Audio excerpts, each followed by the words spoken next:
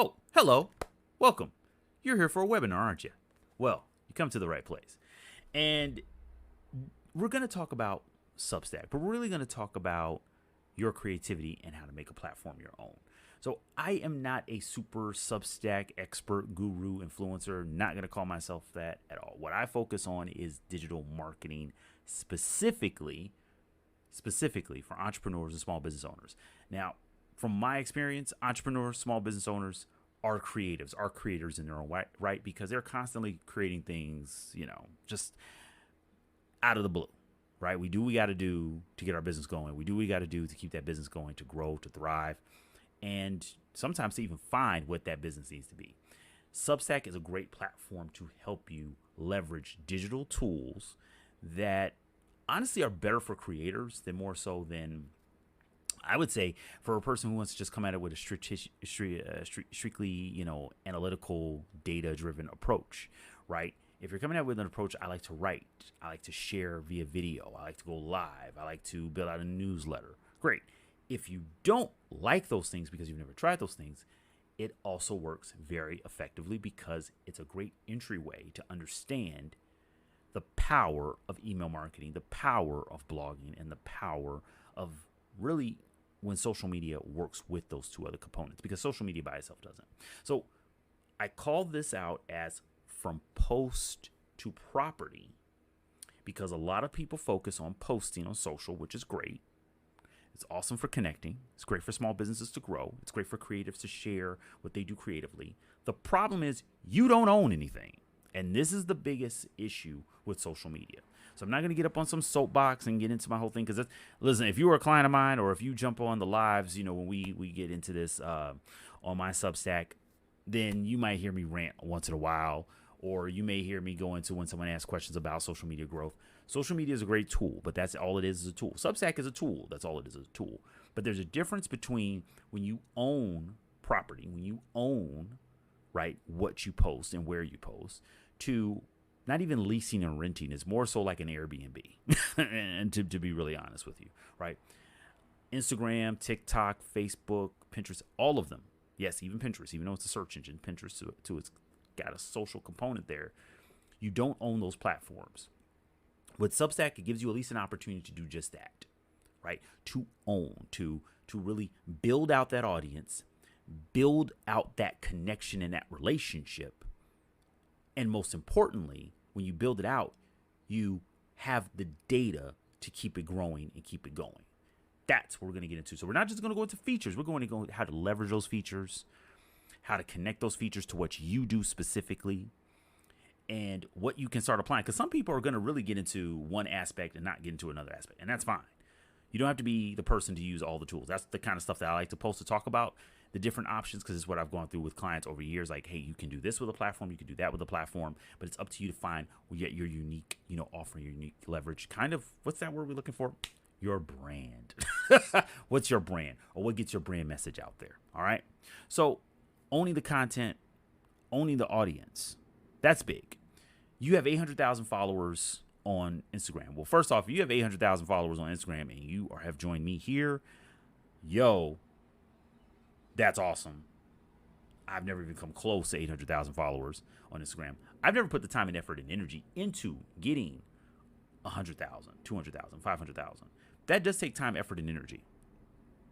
One thing I will call out about Instagram especially is that the more you do offline, surprisingly, actually plays into a very easy, easy component to use, or easy amount of assets to use to bring people in online. What I mean by that is, if you do stuff in real life that gets attention and you post and you share about that consistently, you're active about it, it's actually a lot easier to, especially with Instagram. The only thing is that, once again, you don't control the algorithm, you control the flow, you don't control the connection points, you don't control those things. You're just learning about what they will send and what they won't send and what they will share and what they won't share, right? And that's from the Instagram perspective. You got to learn what works on their platform and what doesn't. The more you do in real life, though, the more it will shine through. It's just, once again, you got to be consistent with it. But with Substack, it's a lot different, because Substack is, to an extent, a social media platform, to an extent. It's more of a creative ownership membership platform, subscriber-based platform, right? That's why I say 800,000 followers is great, but 800,000 subscribers is different. We're going to use those terms totally different. And I will call this out, even though you're watching this on YouTube. The thing is that YouTube kind of gives you a false understanding of what a subscriber is,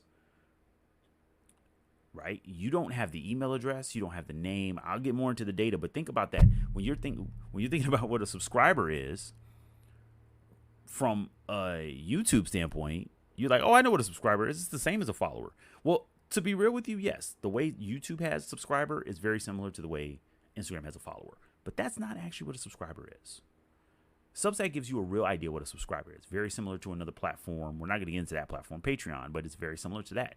That's a real member. That's a real subscriber. You know that person. You can build a real relationship with that person, right? And that's very, very powerful outside of anything else you'll see. So like I said, to an extent, it has the social media components, but it takes it to a whole nother level. And that's the reason why I would say it's a great platform for any small business, but especially for those small businesses who are open to creating and those who are looking forward to creating more. So you're building something. You're always building something. That's the one thing I will say. Like, the reason why I've often looked at entrepreneurs as creators, and there's really no difference there. You're just maybe a creative entrepreneur, if that's what you want to say, is that you want to own what you create, right? You put your time, effort, energy, you put everything of yourself into something, whether it's a blog post, a book, or a new recipe that you just created that you're presenting your restaurant. It doesn't matter. The question is, how much ownership do you have over it, right? Now, of course, if I make a plate, but I'm preparing it for a customer, well, technically they bought it, right? But you own the recipe. Internet platforms really focus on, of course, consistency. If you share that recipe, if you make that recipe better every time in your restaurant, that's the consistency, right? That becomes part of your brand. It's the same thing online. If you post regularly, you make articles, you have a very specific style, a recipe, then not only do the platforms reward you, but your fan base, your audience will reward you. I know every time I go to this one coffee shop, yes, I think about coffee all the time, as you can see, and I haven't eaten this morning. I'm freaking out. I'm thinking, okay, I'm going here for an Americano, or I'm going here for a latte. And I do specifically have one place that I go for Americanos because it never fails. It's perfect. Never fails. How can you mess up an Americano? For those who don't know, it is actually pretty hard to really mess up an Americano, but some people do that. So how is it easy it is to mess up an Americano? It shouldn't be easy at all. It really shouldn't be easy at all. But some places make it differently and some places just don't know how they're doing it. And I make sure I go to places that know the way to do it, specifically the way I like it, right? And that goes to their brand. Well, the same thing is going to be for your blog. Same thing is going to be for your podcast. Same thing is going to be for your YouTube channel. It's everything else. Don't look at it any differently. The moment you start looking at that differently, the moment you start saying, well, it's different from running a restaurant, or it's different from running a bar, or it's different from running a, physical therapy office, or it's different from, no, it's not really. What it always comes down to is consistency. And to the same extent, just like your audience, the platform will reward the consistency. Substack is no different in this. That's why I say the components, a lot of the elements are still very much social media. Okay. A lot of it's very much social media. The thing is that the platforms are going to push that audience. They're going to push that energy to the people who are owning those audiences, the people who are really relating and connecting, because you are the lifeblood. So when we come to YouTube, the YouTubers, the channels that are consistently building on YouTube, getting better, but most importantly, listening to their audiences, that's how they're getting better and providing more value. YouTube will reward them, right? YouTube will very much so reward them because they know those audiences are only coming here for those creators. That's why they constantly want to send them more creators that look similar or at least capture the attention of the similar audience. You want to ride that wave as much as possible, but from your unique perspective. And you can do that. You don't have to compromise that. You just have to find what is it that works for your audience. And the platform will follow. So it's kind of not like build it and they will come. It's more so like build it, be consistent, see who comes, see who actually stays, Work with that and build on that, and the platform will send you more people. It's a little bit more than those, building they would come in. It has a few more things. But nonetheless, it works. It works, right? So imagine your blog, your podcast, your membership community, whatever you use for memberships, whatever you use to not only gain memberships, to find members, but to build out your members. And let's also talk about recommendations. That's a big one. Referrals, right? That's a big component of business. That's why I say creative economy elements and tools and platforms, they're just like any other business at the end of the day. A referral, a review always, it means so much to a person, right? If I refer your business to compare to saying you telling me your business is great, but my best friend told me your business is great. Well, yeah, you're going to say your business is great, but my best friend, they're telling me and I value their opinion. That's a big difference. What if it's all in one place? The reason why I believe Substack to be one of those better platforms for us, those creative entrepreneurs, is because you're not jumping around, bouncing around. And this is something I've often told clients, like when I build out their websites, I'll give you a really good example. There's a very well-known website builder, very well-known website platform, and it's what we call a CMS, right? So it's a content management system. It's a content management tool, right? It has everything. Membership signups. You can do e-commerce from it. You're very familiar with it. I'm not going to drop the name on it just because I'm not trying to direct your attention to that right now. What I'm saying is if it was all in one spot, I've had clients where they're like, well, I want to pull my email marketing from here. I want to pull from my memberships there. I want to pull my email e-commerce from here. And it's like you're making things way too complicated for yourself, especially when you're first starting out. Now, I understand if this was a platform where you didn't own anything, I would actually be very apprehensive of doing that as well. But you own your domain, you own your hosting, you own your website. If you want to take that HTML and put it somewhere else, you can do it. That's why I like Substack for email marketing. That's why I like Substack for a lot of content creation, because you own those emails. It's just like if you have, maybe if you've used ConvertKit, or if you use MailChimp, or use Constant Contact. Subscribers are subscribing to you. They're not subscribing to Substack. They're subscribing to you, your Substack. That means a lot from a creative standpoint, because this is what we're looking for. We're looking for that ownership, right? We're not looking for renting that space, leasing that space. Well, okay, I have subscribers. I can push out my podcast. I can push my blog to. I can build out a community, have Q&A sessions, which is something I'm really been playing around with. We try to go live every Saturday, but I always have like an event or I'm doing something else. So when I go live, I'm answering questions, but I'm working. You guys can see me work and we can work together. Maybe you're working on a project. We can work together, I kind of did this back in the day when I used to use Twitter. I would answer questions. I would do kind of these, Q&A sessions, but I would actually be working, but it was a little harder to do on Twitter. With something like Substack, I can do that. It's very easy. Every Saturday, hey, you guys want to join me? I'm working on this. I'm either at an event, I'm shooting video, shooting photo, I'm working on a website.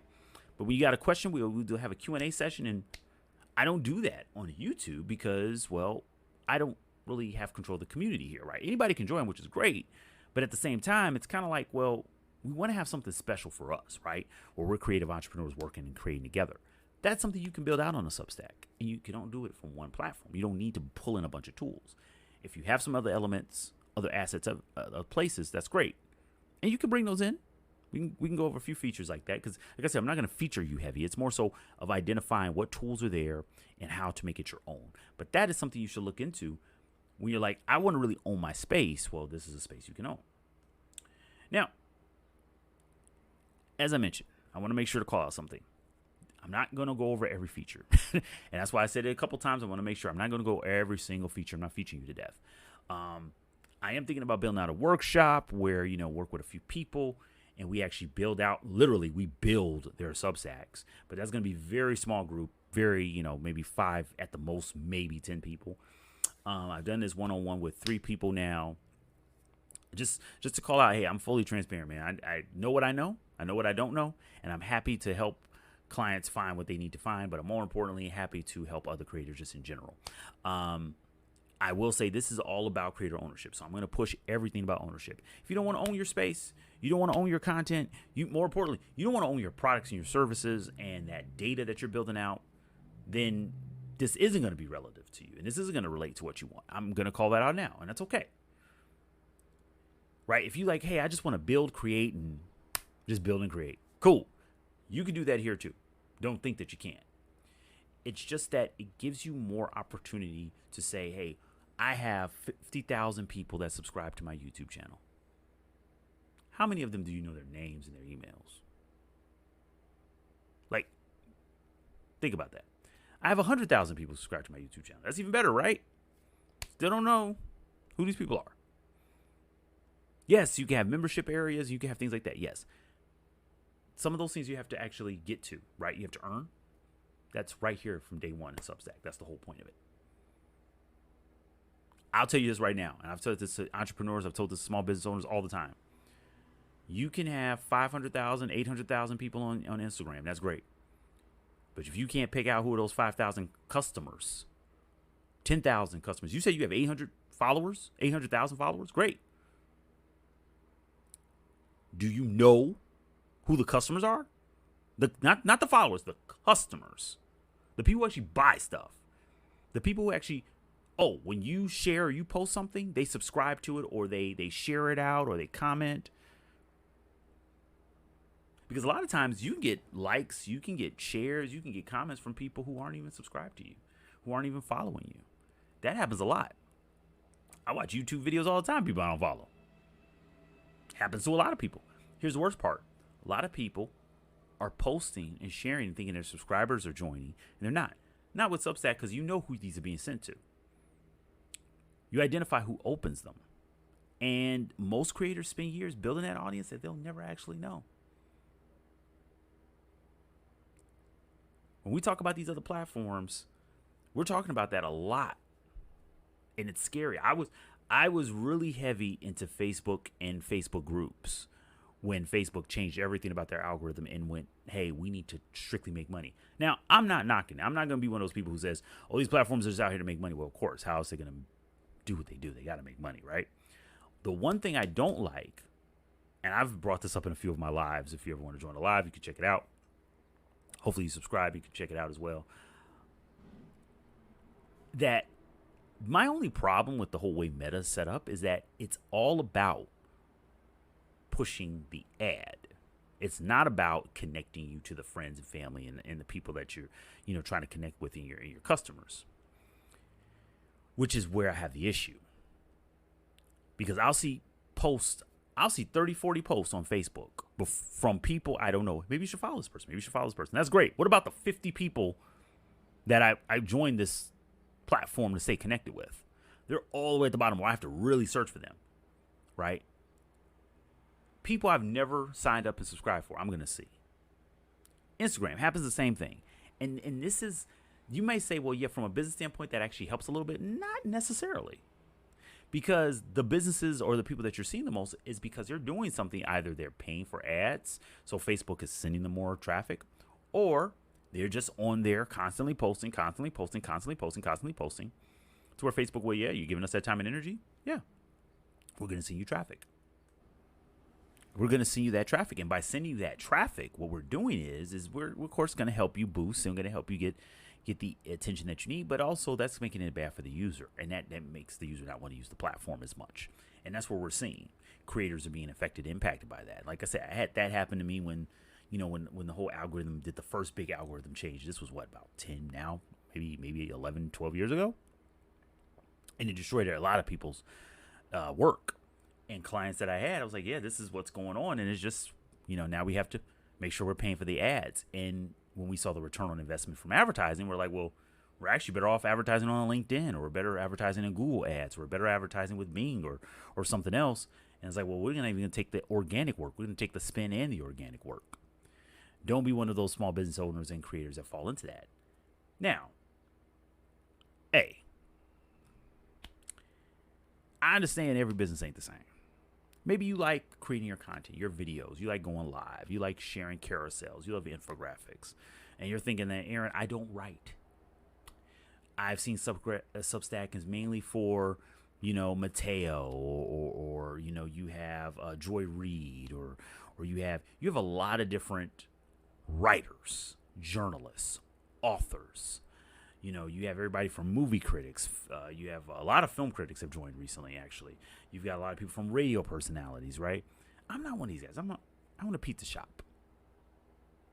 I own a cafe. What do I need a media company for? I'm a musician. I don't want to write everything. Maybe I want to play. Maybe I want to perform. It's your media company operating system. Not necessarily just a media company. It's an operating system. Okay? The reason why we want to differentiate that is because,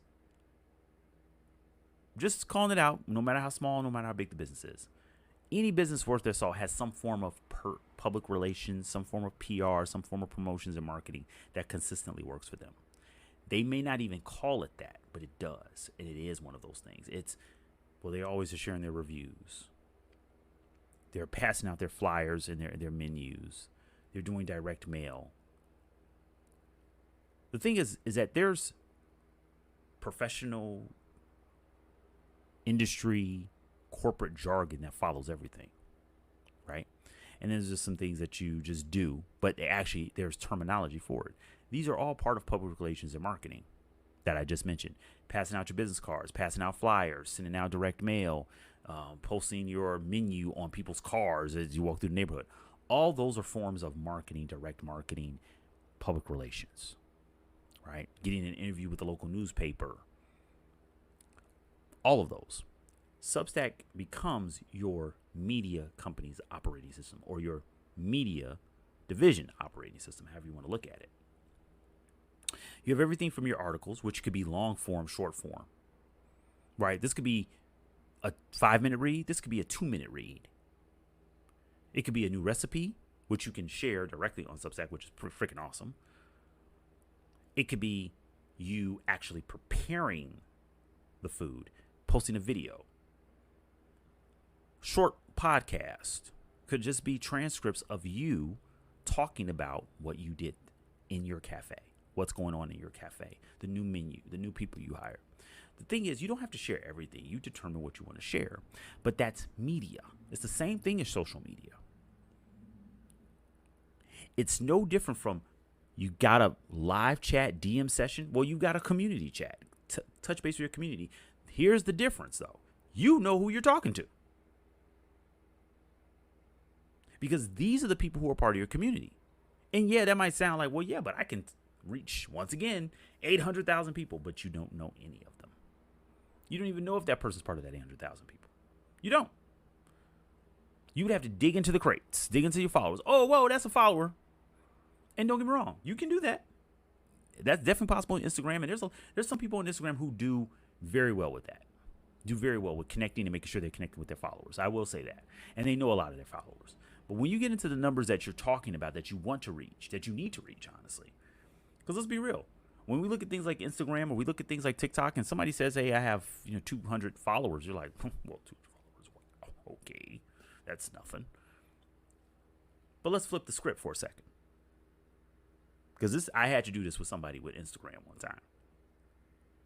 Client came to me and they were like, you want to do my social media work, but I have, and they did. No question, they had way more followers than I did on Instagram. And I said, you're right. You can look at my Instagram now. I don't put much energy into Instagram. Never had, well, not, I can't say never have, obviously. When things changed, that's when I stopped doing as much. I said, yeah, you're right. But here's the funny thing about that. How many of your followers are customers, clients, however you want to look at it? Quick response. I don't know. I said, well, I can tell you that 90% of mine are current, past clients. And when I say past clients, it's a client that, hey, we did a campaign, did a project, completed. You know what? They came right back a couple months later to do something new. See, that's the difference. Instagram and those types of platforms are numbers game platforms where you're like, hey, I want to see higher numbers. That doesn't necessarily mean you're getting the conversions you're looking for. This is different. If you have 200 subscribers to your Substack, 200 subscribers, that means 200 people have actively said, hey, I want to see what you produce regularly based on the schedule you told me, or based on the schedule that you're going to share and you're going to publicize, you're going to change up. I want to see it. And I can pay you for that too. Maybe you have premium content that you charge for. It's a lot different from, oh, hey, I like this picture on Instagram. I'm going to follow that person. And I'll never pay attention to it again. If I see it again. If I see it again, right? That's not going to happen with your Substack. When you produce, when you share, it's out there. It's published. It's an email. It's in the app. It's everywhere. Oh, whoa. You just dropped a new video. You just told me a new recipe. You just published a new article. You published a new newsletter. You got a recommendation. Big difference. It's a media operating system for any type of business. So this is why ownership wins, right? It's an overall media system that you can develop, that you can build out, and you can use the capabilities and the features that you see fit best for your platform, or best for your messaging, best for your content, best for your whatever whatever you're really trying to share. Look at it from a perspective of ownership, though. There's a difference between a subscriber that truly connects with you and you know who they are, where they're coming from, and what they're purchasing, what they're not purchasing, as opposed to somebody who's just generally following you, right? You build out a community from it, and you build out an actual business from it. These are the people, when you have that new product or service, hey, you're not just pushing out into the ether to hopefully all followers to see it. You know for a fact subscribers will see this, and they don't have to worry about trying to go through all this other noise to find what you're sharing. There's a big difference between the ownership and, of course, just kind of renting once again. Get it like this from a flywheel perspective, right? This is a typical, illustration, typical graphic that you'll see with a lot of marketing material, because the idea is that it's not just looking at it from the funnel perspective, which we just looked at. It's more so looking at it from a cyclical, right? Because you want it to be a cycle. You want it to be something that is a continuous machine for you. So you're publishing, you find that growth, but that growth is going to actually come with, of course, engaging and connecting with people. That's when you monetize, when you build that connection, you build that value, you find out what works for them. And you have multiple ways to monetize on your Substack, or with your Substack, if you will, right? From everything from whether it's a digital product that you've created, or actually, something that's live and in person. Maybe you are an entertainer and you're doing performances, but this is a way for you to connect with that audience and to build out a real relationship with that audience. And you repeat it. You do it again. You learn from it. You grow. It's funny enough that I actually, when the platform was first being created, the other platform I mentioned earlier, Patreon, I remember a presentation, and I mean first created, like within the first 2 years of Patreon being around. I saw a presentation by Jack Conte, right, who's the founder or co-founder, co-creator of Patreon. And it's the same thing with every creator platform, right? This is a business move, but this is where creators really thrive, because you have the best opportunity to build out something like this with a platform like a Substack, what he was going for with Patreon, but it's actually even easier to do it with Substack, if you ask me, from a person who's been on both platforms. Simply because you can jump right in and identify which method is best for you, as opposed to mainly video, right? Maybe you don't want to do video right now. Maybe you just want to write up some stuff. You want to share what you're doing, what you're producing. It's easier for you to do that and publish and get it out there. But it also has that element of the social media aspect where it's quick. You can push out quick notes just to share with people and connect as you grow and as you go. See what people are engaging with and identify what works to where it comes back and builds value, and something else to potentially monetize. Not just subscribing to you, but maybe it's a premium feature that you're gonna produce, like hitting your table every time that you, which I keep doing, and it's actually beating up my hand over here. Sorry about that. If you keep hearing that bump, that's me actually hitting my table. So sorry about that. Hey man, I'll keep it real. I told you I'm gonna keep it real with you, 100%.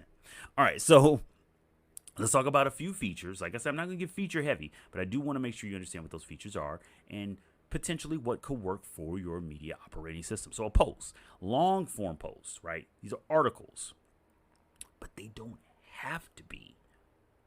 They can be whatever you want. You could keep them short, sweet, and simple. You can make that article or that post into a one-page. You can make it into a one-page website, technically, right? It could be a landing page for you. It can be, hey, this is what my email format is going to look like, right? What do you guys think? It could be where you test new products. Here's the best part about it. When you post, and it publishes to those subscribers. So subscribers see it. Tell them at the top, hey, what am I doing? This is what it's all about. Now, don't get me wrong. And I'm a writer, too. Don't get me wrong. If you subscribe to enough people on Substack, you see how they're using it. And you're going to want to go, well, oh, that's the way to do it. That's great. You can make it long form articles if you want. That's fine. My post typically fall between one or two places. A step-by-step guide, how to, That's one form, or the newsletter. Somebody's asked me, like, Aaron, you've written all these articles in other places. Why aren't you putting them on Substack? Well, because Substack, I can do that. Don't get me wrong, I can definitely do that. And there's an opportunity there. And there's a good opportunity there. Don't get me wrong. But I do want to keep in mind that I want to make it my own space, and I want to see what works best for you, the subscriber. Not necessarily just for me to create, but for you, the subscriber. You're right. I post all these articles to other places. So you know what I have? I have one post that works as a directory to other articles. You can do that. You can have a post that is a database, technically, right? It's a map. It can be whatever you want. You're a creator. One post could be your menu. And it's enough features in there, or I should say enough elements in there to where you can design it and build out a menu. Now, if you want to get real fancy, and you know, if you're a web designer like myself, yeah, we can put in the nice hyperlinks. We can really build it out beautifully. Export something from Canva, put it in there. Export something from Adobe, put it in there. It's what you want to make it. Now that could be over the top for you, and I'm not trying to overwhelm you. What I'm saying is that what you ever are comfortable with. You don't have to be the author of the next Stephen King novel. No, you don't have to do that. In fact, that might not work at all. People might be like, hey, this is cool, but I didn't want to read a 20,000 page novel. I don't want to do that. But some writers who do that, who make novels, who make ebooks, each post could be a chapter, a page that's going to be in their next book, and they're teasing it with a link to their landing page where they can purchase the book. There's so many things to do. There's so many ways to make it your own. Because remember, this is your media operating system. This isn't just your social media. This is your media operating system. And as your media operating system, make an article. Make a post introducing yourself. I'm gonna hit you with a good one. Make one your portfolio. Why not? Why isn't one post your resume? Why isn't another post your CV? Why isn't another post your case study of the last thing you did for a client or a customer? Telling the story. It's what you want to make it. That's the best thing about a post. Now, a note gets you more into the social area. Like I said, quick note. Hey, guys, I'm working on this case study. This is what I'm working on. If you don't have subscribers, because this is usually, I do notice it. A lot of people talk about like what you do when you have them. That's great. But the question I hear from most people is like this. Well, what do I do when I ain't got nobody? Like what Erica put here. I'm not going to lie to you. One of my very first posts was something just like this. And I loved when I saw it again. It's like, hey, behind the scenes in today's interview, people, the few comments, and I did get a few, don't get me wrong. It's not a lie. I knew none of this lady did. I did not do 128, no way near that. And that's okay. But these notes are really quick, short form. Think of Twitter. Now, I know LinkedIn, but really think of Twitter in this case. And I was never a big fan of Twitter to use it. But I saw the power of Twitter. And this takes that. This takes that little like, hey, you know what? I'm about to go to this event. You know what? It's a networking event. What kind of questions do you think I should ask? Here's what I'm looking for. Hey, guys, after I'm done with this, I'm going to go live. After I get out of this event, I'm going to go live, and I'm going to share what I've learned. I've done that, and it works like gangbusters. It's amazing. You know why? Because it brings people into your world. The cool part about notes, though, just like with posts, everyone can see if you want it to be that way. But with notes, it's really cool that this works as that social media tool to bring people outside. So your subscribers know when you post, but the non-subscribers are also notified. They also see these things. Now, it doesn't like a bunch of notifications that are popping up in your email and in your app. It's whenever they go to the app, whenever they go to the website, they see all these notes that I've posted that are in categories and tags that people follow, that they enjoy. They can see. And the best part about it is, I like this feature because it automatically builds in recommendations. I did a whole video about the power of Substack recommendations and the importance of recommendations. You should definitely check it out. Even if you're just getting used to Substack, you haven't used it before. We're going to talk about that feature in a second, but I did a whole video about the effectiveness of the recommendations. If you are following somebody, or I should say you are subscribed to somebody, and they recommend people, or better yet, they have done cross work with them, so they cross collaborate, they've done a post on that person's Substack, you actually can see those notes a lot faster than you would see other people, because it's already it's already coming from a recommended creator, from a creator that you follow. So I'll find out like, hey, this guy's writing about AI, but I actually subscribe to the person who's writing about graphic design and how to use graphic design, or how to use AI, together. And you'll find new people to follow. Notes are a very powerful tool. And I'll tell you right now, if you're worried about, hey, I'm not a person who's going to write 5,000 word essays. Okay. Write 20 words. That's it. And actually, the more consistent you are with notes, the better. Because it does this. I will get back to it. Hey, it's still a platform and they want traffic. Substack rewards people who use these notes. I'm telling you, consistently using notes is the easiest way. And the funny thing is that you would hope it would be this way on Instagram or X or Facebook, but it doesn't work that way. There's so many other games you have to play. Substack is just saying, hey, post notes, show people you're here, tell people what you do. And if you're consistent with what you talk about, if you're consistent in what you do, then we know exactly who needs to be finding you. It's that simple. It literally is that simple. And it's crazy. Recommendations. I brought it up before. Like I said, there's a whole video specifically just about recommendations and how to leverage recommendations. So I'll touch on it a little bit here. But one recommendation, if you're recommended by, and I don't want you to think about, hey, I want to get a recommendation with these 5 people or from these 5 people, right? Because I just think that brings about an unnecessary stress. Strategy, everyone loves to talk strategy. Hell, I make digital marketing strategies. Everyone loves to talk strategy. The thing about it is that strategy can actually make it more stressful, because now you're like, okay, I got to stick to the strategy. I got to stick to this plan, right? Well, you got to stick to the strategy and build a plan based upon that, right? What I would rather say you should do, good Lord, people, I cannot believe I just put that together. The better way to look at this is, I want to connect with creators. I want to connect with entrepreneurs. I want to connect with small business owners. I want to connect with CEOs, whomever, right? Because once again, that's why I keep starting off with creators, because there's people on here who are not entrepreneurs. 2 of the Substack platforms I follow. One is a professor. He is not an entrepreneur. He's like, I'm not trying to do this to make a business out of this. I got tenure. I'm good. I write. I love to write, but I love to write about marketing. I love to write about design. I love to write about these things. Makes sense to me. Now, if he has long-term motives and he wants to, that's fine. But from his perspective now, that's not what it's about. He doesn't use the chat. He uses comments. He posts notes. He posts articles. He posts a lot of articles. Makes sense, right? There's another one, an artist, a painter. She talks about her painting. She talks about painting. So she loves to write about that. But she's not looking at it from a perspective of, okay, well, I have a growth hack strategy, I have a funnel and all that stuff. No, she's not looking at it from that perspective. She's looking at it from perspective of, this is a way for me to connect with an audience. Now, she's getting potentially contracts from this. Most likely, which makes sense. It's a great way for her to get exposure marketing.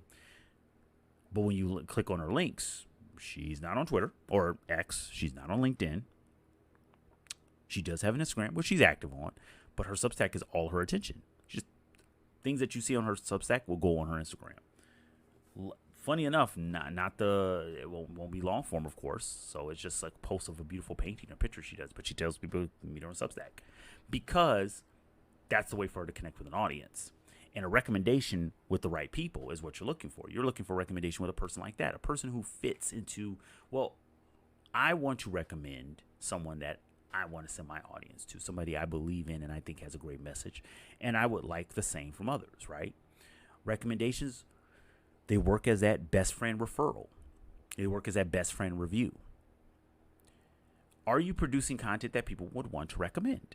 That is a very important and critical factor to success on Substack, right? So if somebody said, this magazine is the best magazine to read for a entrepreneur, right? Well, then if it's a friend or it's a person you trust, you're probably going to say, well, let me at least look at the magazine. Let me look at their website. Let me look at a copy of the magazine in the store or something like that. Same thing. But look at it from the perspective of, let me build out who would I love to recommend. Not who I want to recommend.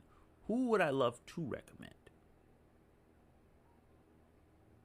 The reason why I obviously start off from that perspective is when you start from that perspective, you're thinking about bringing value to someone else. You're technically bringing that creator into that community. And I can tell you right now, one of the coolest things, and I've had this experience twice already, a creator that you didn't ask for nothing, you never talked to them, they recommended you because you're just awesome. But better yet, they subscribe to you because they're like, I like what you write and I want to see more. I like what you produce and I want to see more. Nothing better than that. So think about it from that perspective. Say, you know what? Who do I want to connect with, and who would I recommend to my audience?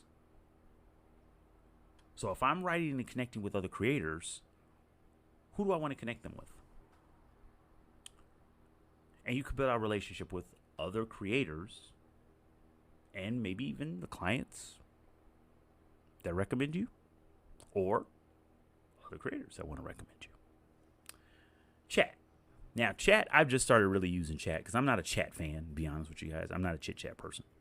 I like to do the work. That's why I said, I was going to do what comes naturally for me. And this is the great part about the platform is that you can do that here. And it doesn't take a lot of setup. YouTube is a little bit more, but not so much with this. For my subscribers, got a chat. Cool. Better yet, I'll be real with y'all. I'm working. So, building a website. I'm potentially making some social media content, but usually I'm building a website.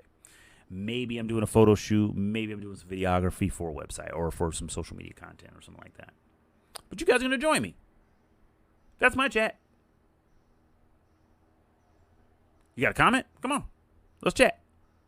I'm going to stop for a moment and, let's say, hey, let's do a Q&A session. Let's, But, yeah, I'm writing an article, and then we can chat. Because I love to create. And as we all know, especially if you're a creator like a writer, you know what I'm about to get into potentially. It's very solitary. Sometimes it's kind of cool to say, hey, you know what? What you writing over there? Hey, that's what I'm working on this month. Hey. Well, you know what, Ehren?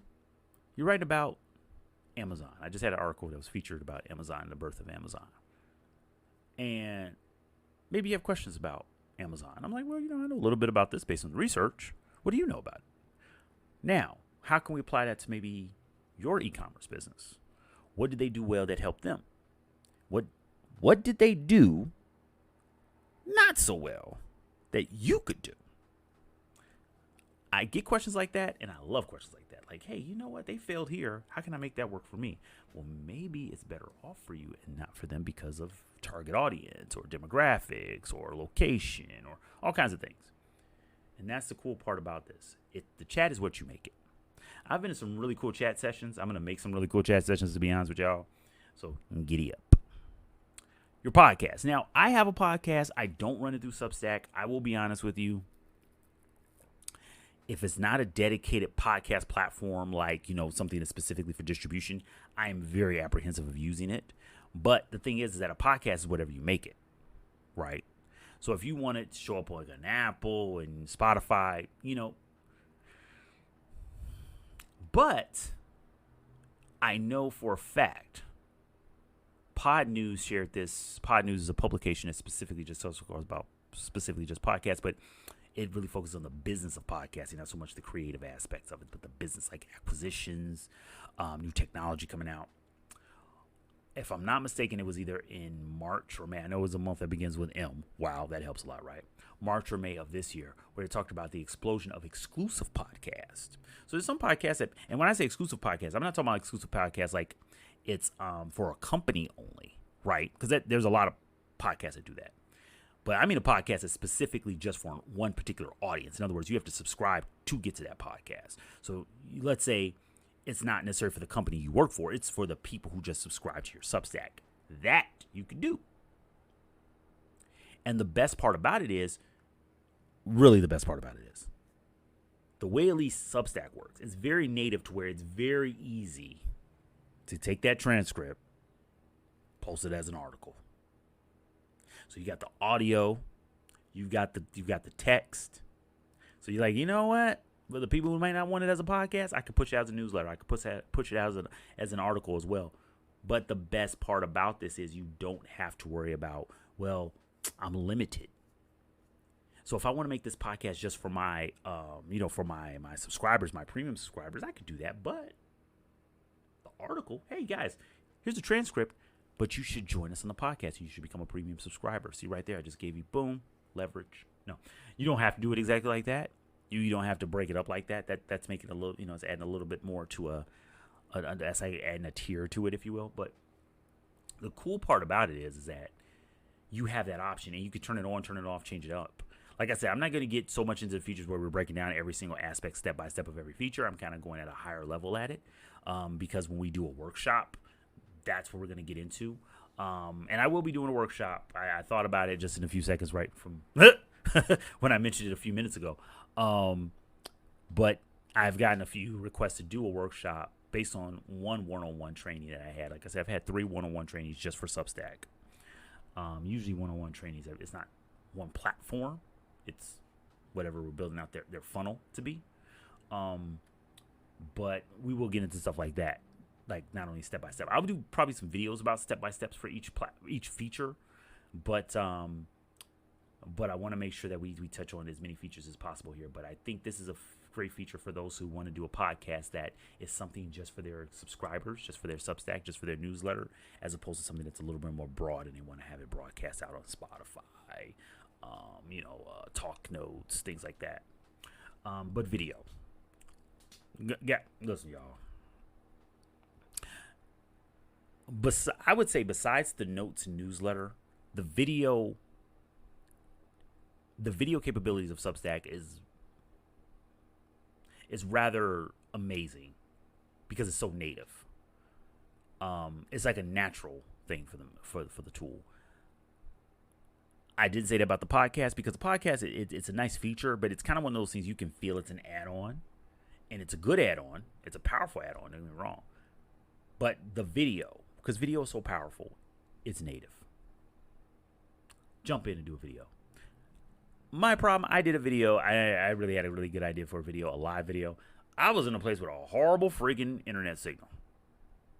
And I couldn't stand it because I was so happy to get this up because it was a beautiful event going on, a live event. That's the only thing you have to worry about. And I'm serious. That's literally the only thing you can just plug and play and go. Now, when Substack first brought out the video piece, especially live, it wasn't native. It wasn't native to where it was easy for you to jump on live. It was easy to just upload a video. But they've gotten that all beautifully worked out in just a short period of time. If you like doing video on, TikTok, Instagram, YouTube, this is a no-brainer. I'm serious. And that's why I broke it down like this. Like serious article, podcast, video. Yes. Literally. Write that article. Speak it into a podcast, audio. Do a little video for it. Post that. One post. One newsletter. But now you give yourself 3 beautiful forms to connect with people. And this is why it's important as a creator, an entrepreneur of any type. Any type. Fitness. Yoga. Medicine. Cafes. Restaurateurs. It's right there for you. Write down the recipe. Prepare the recipe. Show you the recipe. Here it is. Talk about the dish. Talk about the preparation. Watch me make it. Now, if I'm really a beast, which I can be, chop that up, bunch of clips, post it up, and now you have notes. Done. You've taken maybe what you've done in an hour and a half and you've given yourself a whole month's worth of content. But more importantly, you've given a whole month's worth to see what works with connecting with your audience. Oh, can you share more recipes? Can I see you prepare more? Can I hear the breakdown of what you go about? Because some of us, we're better doing this. We're talking. And that's fine. Maybe we're not great with dictation. Maybe we're not great with actually typing it all out. The key here is you're finding and identifying the feature that works best for you to connect with your audience. But it's so easy with video on here. I'm going to say it right now. I think maybe in one more year, it will be easier for you to get really good video content on Substack than even YouTube. Now, YouTube has a lot of built-in features to help you edit and monetize things like that from, whatever form of video you're posting up. But YouTube, it is video. And it's second screen in most cases, right? So people will be spending hours upon hours preparing these beautiful videos, and sometimes people aren't even looking at it. They're just listening to it. Well, now you could just say, hey, let me make a really cool video. I don't have to build all these extra production into it. Make sure the audio is clean and clear, and write a little bit about it. Boom, done. All right. Live video, boom, done, right? Live video. Like I said, this has gotten a lot better because there's a few limitations originally when it came out. Like with anything else. But this is awesome. Like I said, my live videos are not me live videos just, talking like this, like a webinar, if you will. It's more so, we're doing something together. There will be a Q&A portion of it as well. But you guys are joining me on an adventure. The adventure of entrepreneurship. I'm not going to a bunch of $1 billion deals and stuff like that. I'm not going to pretend to be something I'm not. I'm a hardworking, creative entrepreneur professional. That's what I do, Sometimes it's been my side hustle. Sometimes it's been, I've had the full-time job and I'm working part-time in entrepreneurship or vice versa because life happens. And it's good to share that journey. You know what I mean? And that's what I like to share. I like to share my journey. What's your journey? Are you opening up a new bookstore? Are you opening up a new location? Are you starting a new website? You can share that journey. And you can go live with doing it as well. But the cool part about this, and I'm going to keep coming back to this, you're working with your subscribers. Now, I would say, don't wait until you have one subscriber to go live. Your first live should be when you have nobody. Get the kinks out. Work out the muscles. See what works for you. Maybe live isn't for you. Maybe you want to do just record a video and then post it, do a little editing. And that's okay. There's nothing wrong with that. But the cool part about if you do a live and when you're first getting started, maybe you have 20 people, maybe you have, not 1,200. It's not fair to use him as an example, right? Forget this guy. It's okay to have 20 people or 10 people or 2 people. Because then you can have a really good conversation. Hey, guys, you know what? I know it's just us. This is intimate, right? Just us 10 in here. What would you like to see more of? Better yet, what are you working on? While I'm working on this, what are your thoughts? That's how you build community. That's how you build connections. See, a lot of people talk about they want to do that, but they don't really want to do it. Going to call out, they don't want to do it. They BS. They really don't. If you want to build community, interact, grow, have on demand. Tell people, hey, this is why I'm going live. Prepare your questions. I have a form that you can submit questions to for the live sessions. It's done. If we don't get enough questions in there, because I'd like to give it a certain amount of time, what I would do is I would grab questions from other places that I, ask for questions to be submitted from. And it's just that simple. Paid membership. So, live is actually a great tool to fit right into this. Okay? Because when you start saying, hey, there's premium content, one of those premium things, very easy enough, is the live Q&A sessions, because that's your time as well, right? And you want to be sure that people respect your time. You don't have to turn it on right away, but you can. Now, I will tell you this. A lot of people from the very beginning, when I first got on Substack, what was this? Now, I think this is going into my second year on Substack. I heard it all the time. Don't ask for money so soon. Don't. No. I'm going to say the opposite. If this is your business, there's some things you deserve to be paid for. Now, the difference is you may not have identified what that is yet. Be honest with yourself. Oh, well, I'm going to create this ebook with Chat GPT and charge $1,000 for it. Really? Really? But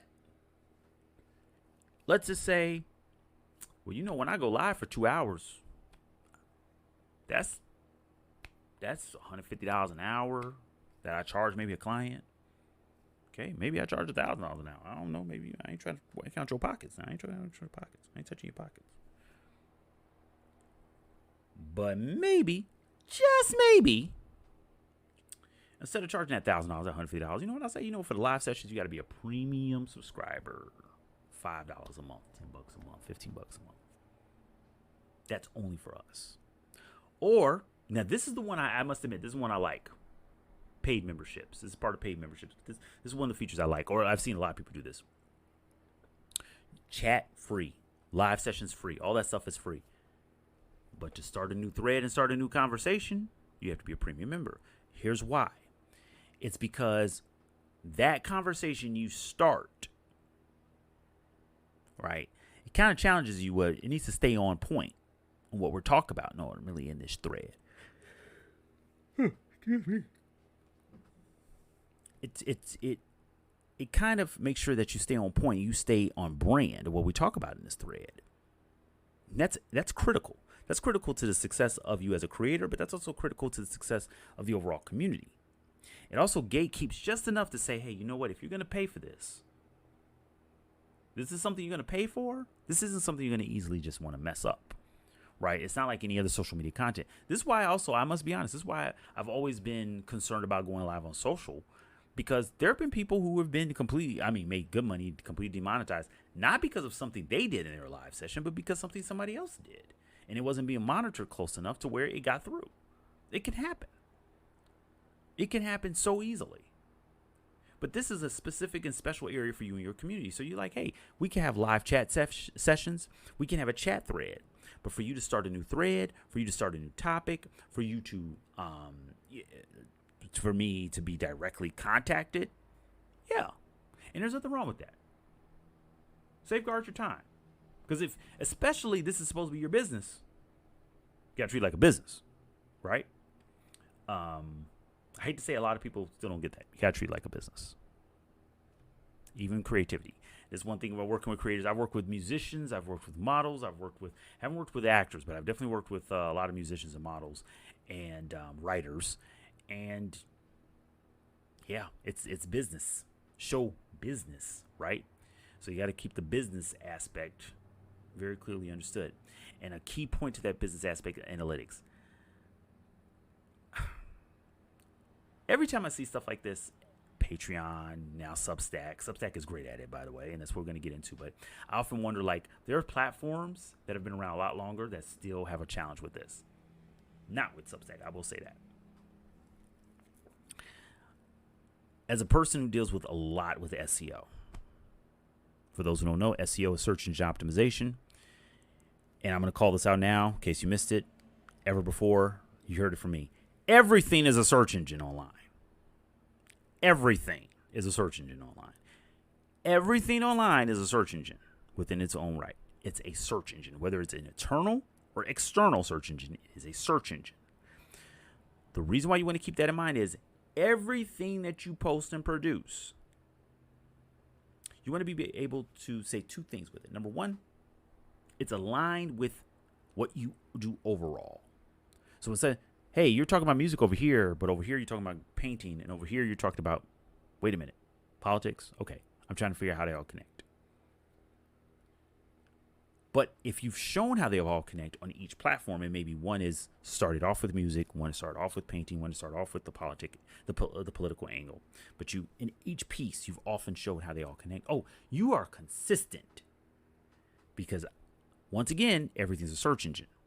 So when I find your content from different places on Wikipedia, IMDb, Pinterest, Facebook, Twitter, Instagram, Substack, that brand is aligned. The cool part about the analytics part of Substack is it makes it really easy to identify if what you're doing is working or not. Some analytics dashboards and platforms is you really got to kind of dig through. Like, okay, yeah, it has a the pillars called out, like, okay, clicks, impressions, stuff like that. But I want to know what's bringing in the money. What's bringing in the engagement? You will find a very, how should I say, popular type of content on Substack. I will call this out. Where it says, I've analyzed 1,000 Substack notes. I've analyzed 100,000 Substack posts. I've analyzed the 10,000 most successful Substack notes or Substack posts. You will see a lot of those. Why? Because it's so easy to do it. Not to make the post. It's easy to get to that data, and it's easy to see what works and what doesn't work. Especially if you're being consistent. It's so easy to identify, oh, these are the posts people like. Oh, these are the posts that get me comments, that get shares, that get recommendations, that get very easy. Yes, you can say once again, yeah, I can go to my analytics on Instagram and I can see how many people like this. Yeah. Have you ever really done that from Meta Business Suite? Have you ever done that directly from Instagram? It's actually, there's a reason why there's other tools that help you do that a lot easier. Substack makes it very easy to understand. My notes, my articles, my podcasts, my transcripts, my chats, very easy to get to that. And when you are consistent, don't do this if you post once a week. I'm sorry, don't. And I'm speaking from a person whose newsletter goes out once a week, but I do notes. But if you only post that once a week, don't. I'm sorry, the analytics kind of will be a waste of your time. What you want to do is you want to be consistent at something. You want to do something on a daily basis. And yes, I mean this. You want to do something on a daily basis. The podcast, the notes, the articles, the newsletter maybe, the chats, and mix up the content to see what works, because then you have the data to know what works. But if you're not putting in that energy and that activity, the analytics means nothing to you. So you have to go that's why the analytics, I'm bringing it closer to the end of features, because it's going to be based on what you do. So if you're not producing, this don't worry about this until you get to, I'm challenge you like this. Now there's a real plan we're going to get to, but challenge you like this. If you post once a day, anything once a day, then use this for 6 months, for 3 months. If you post once a day for 3 months, this can actually be helpful to you. If you post once a day, a note, if you post a note once a day, and a full article once a week, and you go live once a week, and you post a video once a week, this becomes immediately useful to you within a month, but even better within 3 months. The more consistent you are with it, the more useful it is.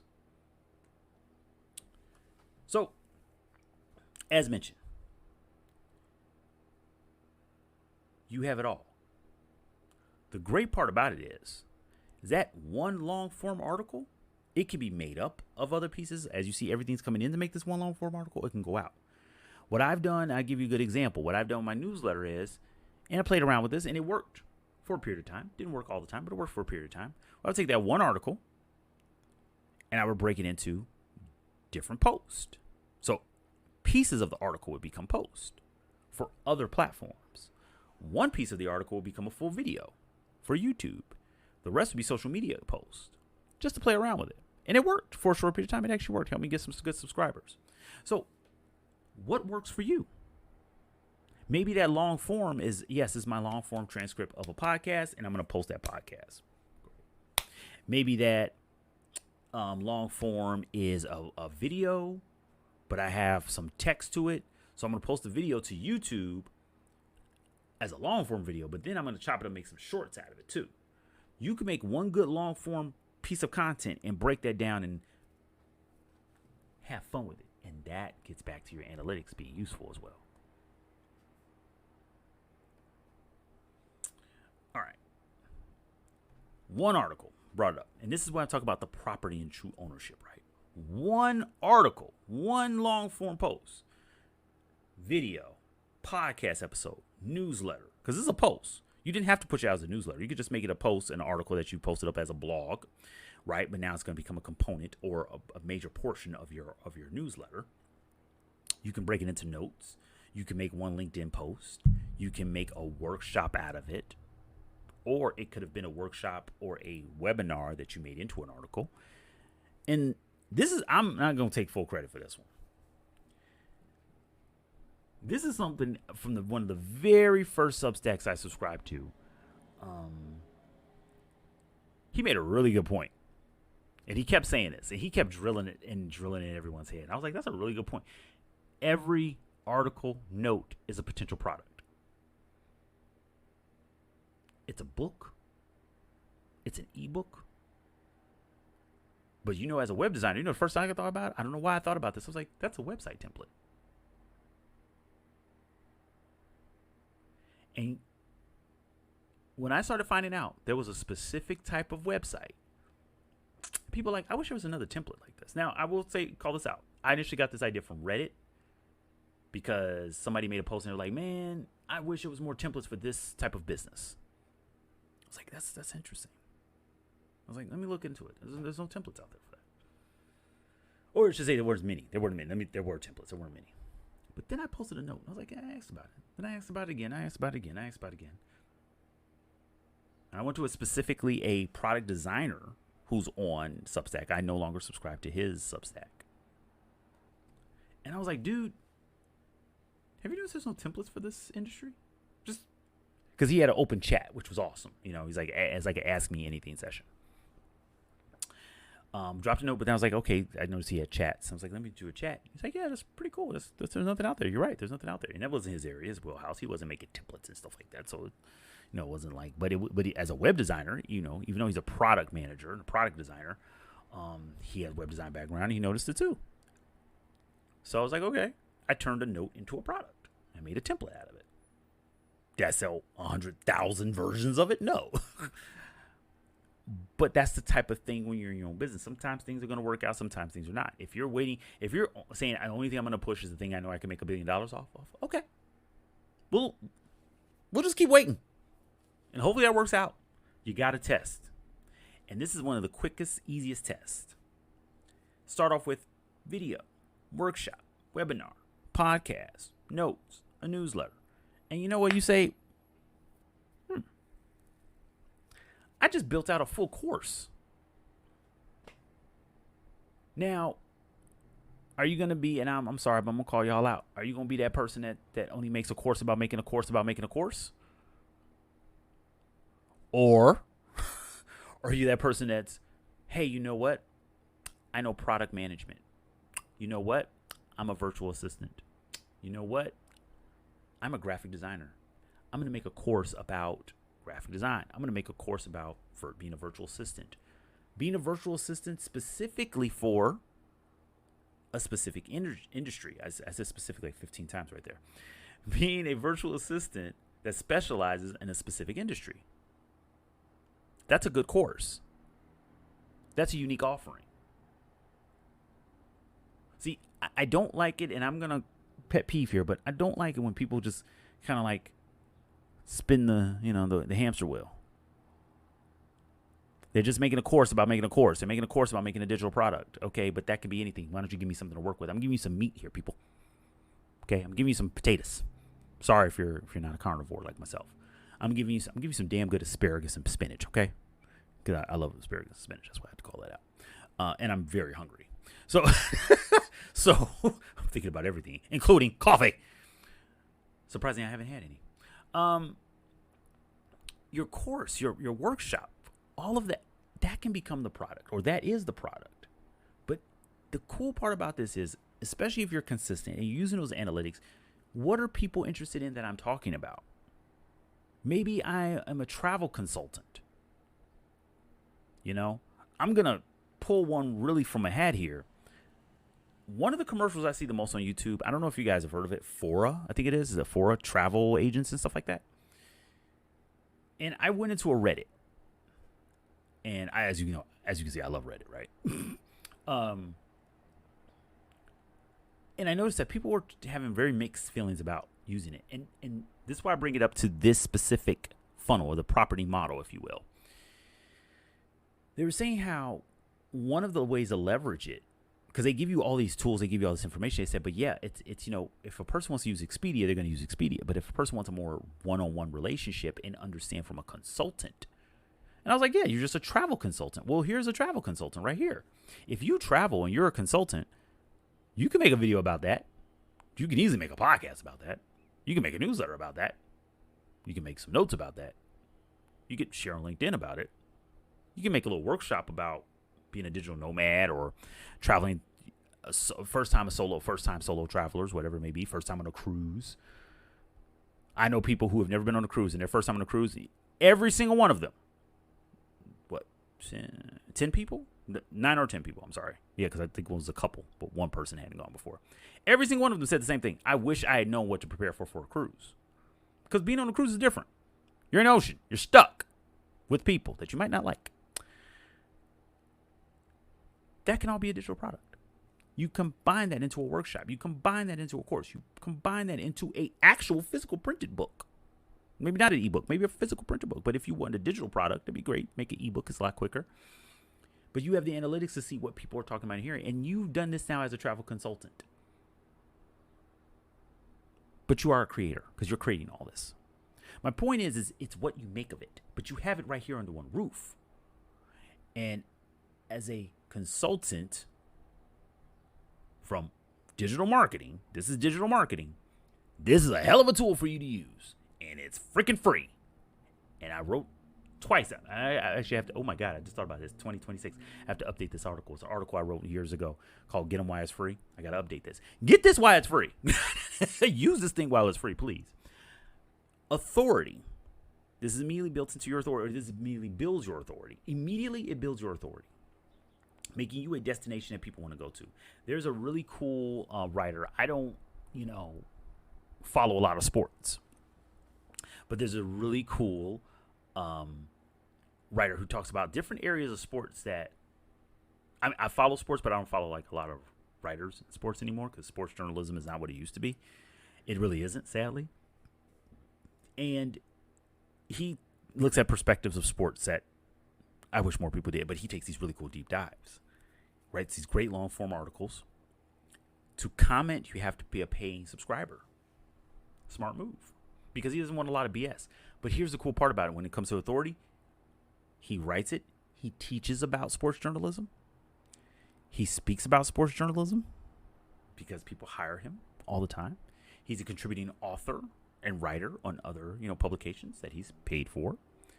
All forms of revenue. He's coming in from just those writings and to showcase his authority and his knowledge of it. And original research helps with that.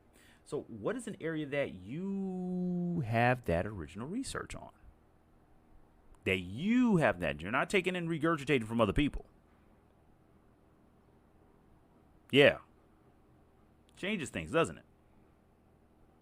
I'm not saying go out there and listen to whatever guru you want to listen to. I'm not going to badmouth anybody. But what from your perspective and your original research? People will listen and people will read it, shockingly enough. Even though you don't think it, that's because you're probably thinking of another platform, but not here on Substack. Revenue streams. Now, I brought up 2 already: digital product, how to leverage it, make an authoritative stack, if you will. But the newsletter, the consulting, if you're looking at the newsletter being the only way you're going to bring in revenue, I'm going to call out right now, you're going to have a hard time. Just because there's so much information out there to say, hey, people, the only way you're going to read my newsletter is if you give me $5 a month. Then I'm going to read somebody else's newsletter. Now what? Now, if you're telling me what you have in this newsletter is very exclusive, but more importantly, valuable to me, that's different. If you have some interview with some really big popular person, I guarantee, yes, you probably will get subscribers from that. But if that's the only way you're leveraging it, well, what about when they don't want to be a part of your newsletter ecosystem? What if they don't want to be a part of your products? What if they don't want to be a part of what you're doing? Then what? Consulting, building out those courses, maybe even the memberships where they're getting bundles and they're getting pieces, just like, and I brought up Patreon before, similar to what Patreon would do. That's a little different, right? That's now taking that authority, but it's also leveraging the premium aspects of that authority. Now, I've mentioned it twice before, right? That I've step by step walked 3 people. And I'm bringing up the number 3 for a very important reason. I'm not saying 100,000 people I've taught. I'm saying 3 people because 3 people were willing to take the time to sit down, to pay me, to help them build out their Substack and go far more in depth in these features. That's the kind of thing I want to build out in the workshop.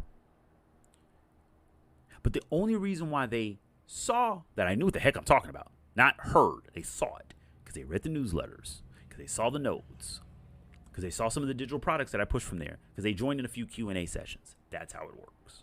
You got to show proof in the pudding, or the proof is the pudding. I always get that one messed up. That's one of those terms I always mess up. So moving on. But you get my point. It's not about algorithms. It's about using the engine that's already built into it, right? Now, of course, there's algorithms in everything that we use online. If you didn't know that, now you know. But leveraging the tools and the features that are there, the recommendations, the search aspects, search being your tags, the titles that you use, the consistency of the not only the themes but the topics that you talk about, but then the tools that are there, once again, the email portion, which is part of just publishing your work and making sure people are actually getting the email and on a consistent level. The notes, are you really producing notes and sharing it out? Referrals, are people referring you and are you referring other people? I haven't asked one person for a recommendation, but I've gotten recommendations. I'm not doing that I'm not saying that to toot my own horn. What I'm saying is the fact is that people saw, hey, I like what he's doing, I like what he's producing, I'm willing to recommend him. I was more focused, in the same way I proposed it to you, more focused on who do I want to recommend. I recommend some pretty cool people too, by the way. Like people I read on a weekly and most cases on a daily basis. Some people don't produce on a daily basis, so I don't get to see a lot. But I read as much as possible. And let me tell you, man, there's some great writers and some great creators on here. Like I said, there's a painter I follow. All she do is posting her paintings, a little comments about what's going on in her world, but it's not long form. How she made a piece, that's her long form pieces. But it's what? Maybe a 2-minute read, a 3-minute read, but it's awesome. Who would you admire? Who would you love to share? Who would you love to say, hey, this is the person that I follow and I connect with and I can learn from? Think about it that way. Your audience. Yeah, they're typically going to start from their reader. I actually would say they're more so starting from a spectator, but reader is a good way of looking at it. You want the ambassadors. You want the clients. Yes, you want paid members, but you want the ambassador. Because when someone says, hey, I recommend this person, like I keep coming back to this, that is huge. That is huge for any business in any level and anywhere. When someone says, hey, I tell you right now, you need to go to that person, that's everything for a business owner. Same thing for a client, because if a client's buying from you, 9 times out of 10, they probably did it because either they heard about how good you are, not just from you, maybe from a friend, maybe from a colleague, or just, from around the way you heard reviews. We had 2 clients gave us really good reviews from my agency this month, and I'm really happy that they were happy with what we did to where they would do that. And that means a lot. And because of that, I've already gotten 2 more, clients from 1 review. Just do good work, but be consistent in doing that good work. And hey, there's nothing wrong with showing people, hey, I'm trying to get better at doing my work. That's life. Hey guys, I learned this new tool. I learned this new platform. I learned this new software. Oh, I'm a certified professional. Great.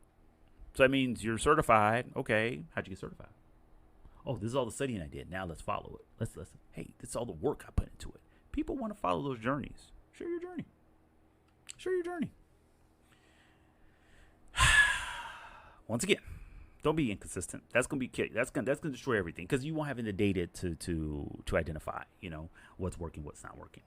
The other thing I brought in, consistency. People think consistency just means timing. Consistency also means your topics and your themes, right? Often called the niche. But what do you talk about? What do you work? What do you care about? Forget all that. What do you care about? Think of your niche that way. What do you care about? And if I care about not bumping this microphone anymore, I'll tell you that right now. What do you care about?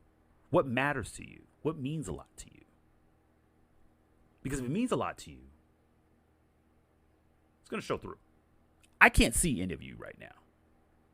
There could be one person watching. There could be 1 million people watching. But I care about what I'm talking about.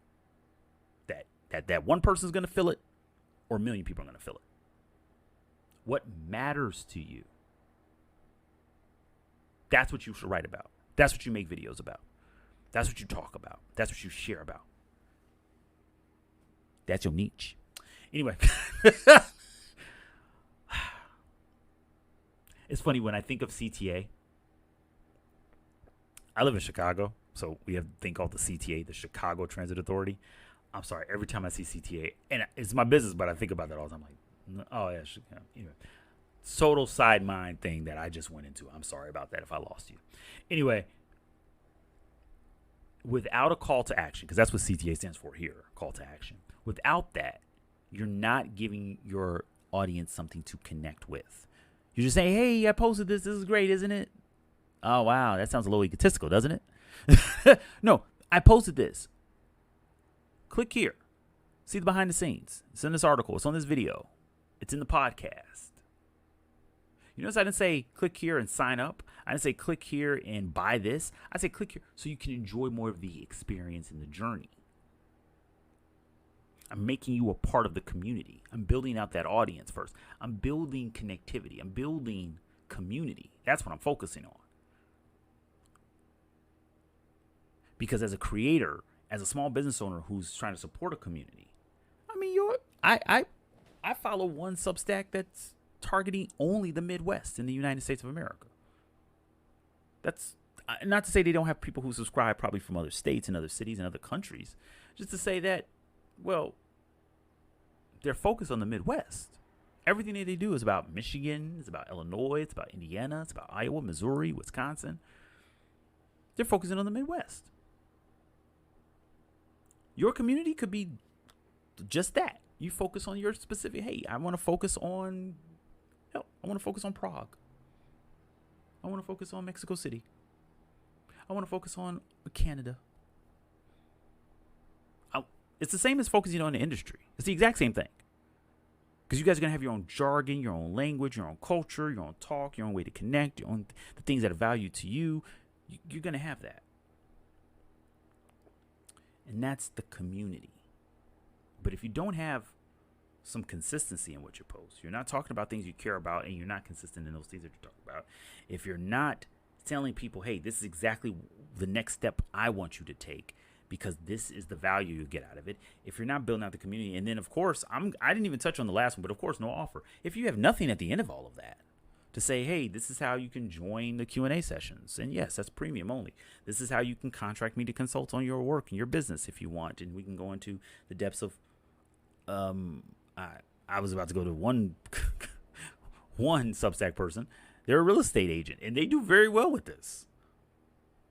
Because they talk about the real estate in a specific community. And they're an expert in what they talk about. They love what they talk about.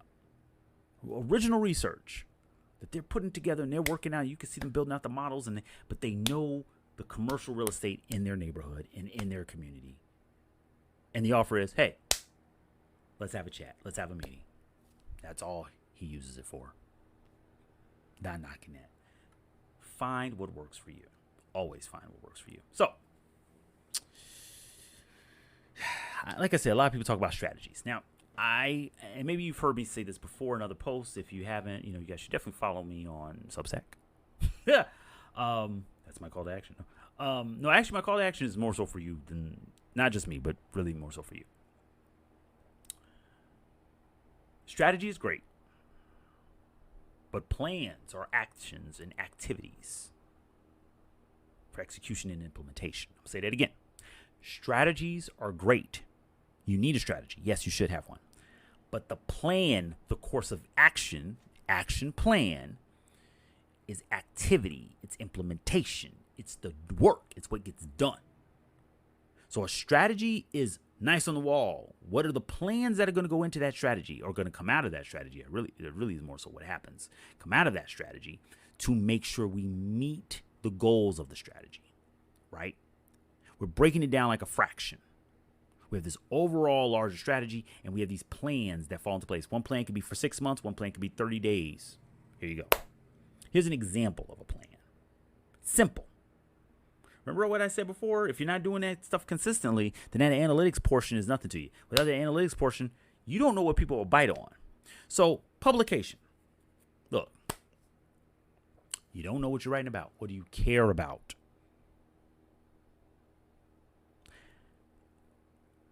Why do you care about it? Who's it going to help? Who is it bringing value to? Okay. Does it need to be 1,000 words? Does it need to be 5,000 words? Does it need to be 1,500 words? Let's just get the first freaking 4 posts out. Let's just do that. And if it's pillars, in other words, like basically it's not just one thing. It's more so kind of one main each, and it kind of splinters off into these other 2 or 3 areas, then that's easy to do 4 posts about, right? Because I'll give you an example. Physical therapy office. We've now brought in quite a few physical therapy clients. But the practitioner, she had 3 areas of specialization. Well, what can I write about? Oh, well, the business that talks about the 3 areas of specialization. And then 1 about each specialization. There's 4 right there. The reason why 4 makes sense is because it can always come back to, I can talk about my background. Who am I? What have I done? My bio. A little bit, a little bit more surface level, but surface level to the sense of me, then 1 company, then services, then client. That's 4. My business, branding, digital marketing, web design. Who is Ehren? 4. I'm going to give you one that's right in your face. Substack. What is Substack? Who is Substack for? All the features on Substack. Success story from Substack. Use my pinky. 4.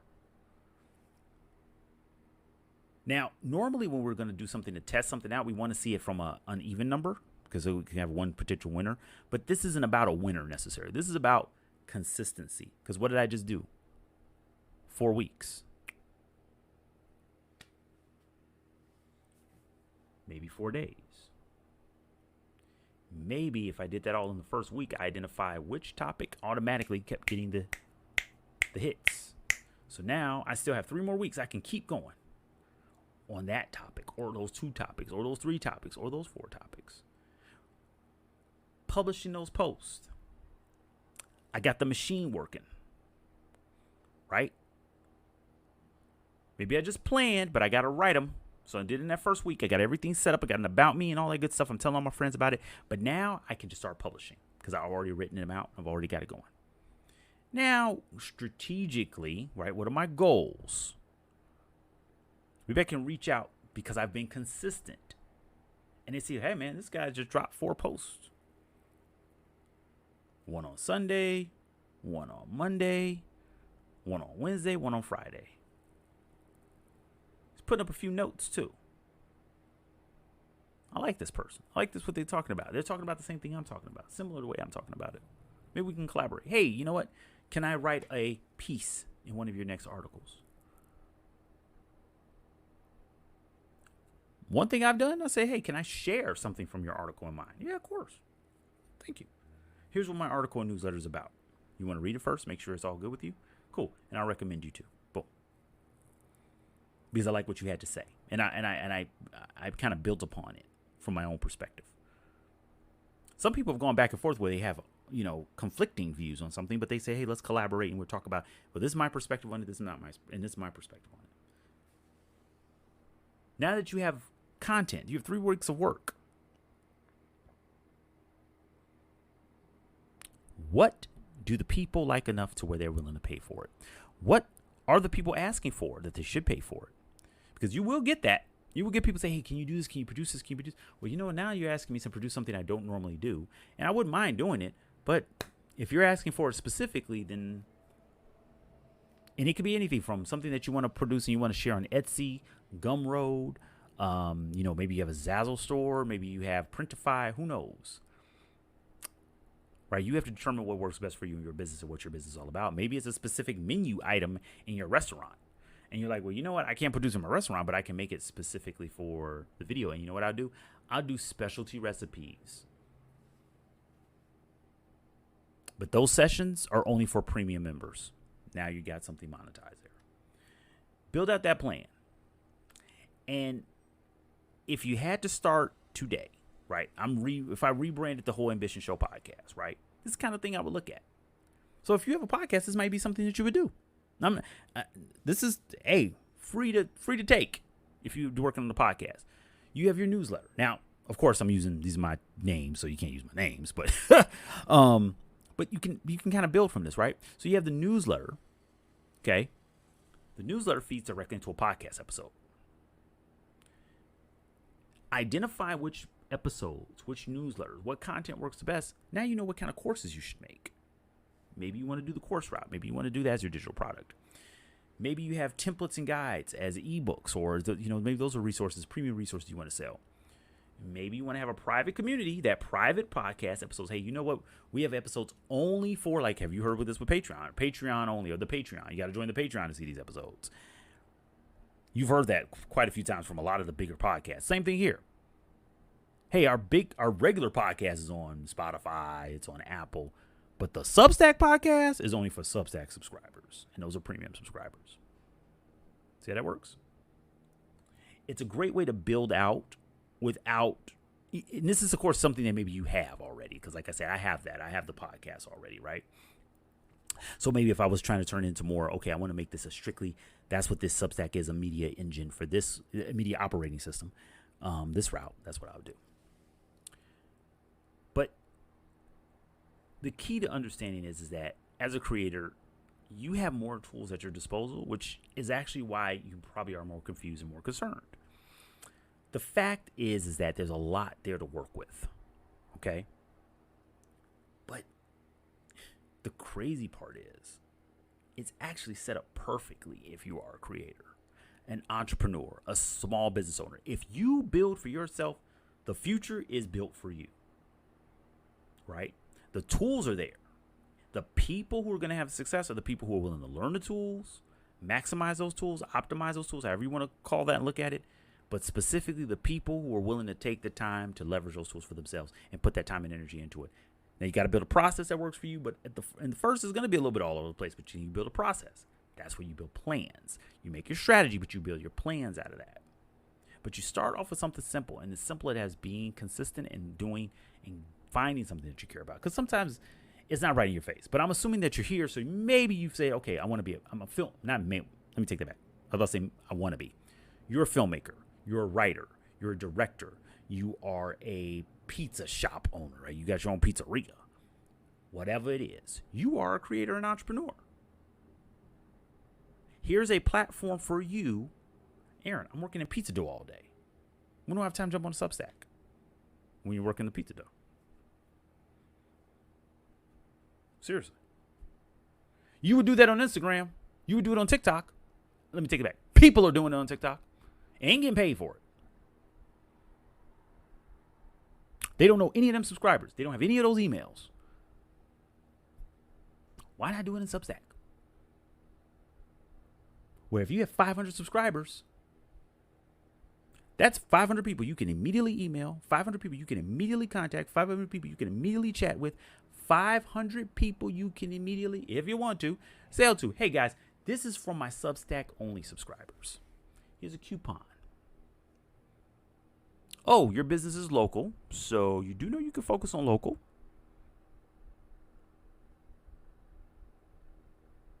The majority of my customers are in Detroit. Majority of my customers are in Chicago.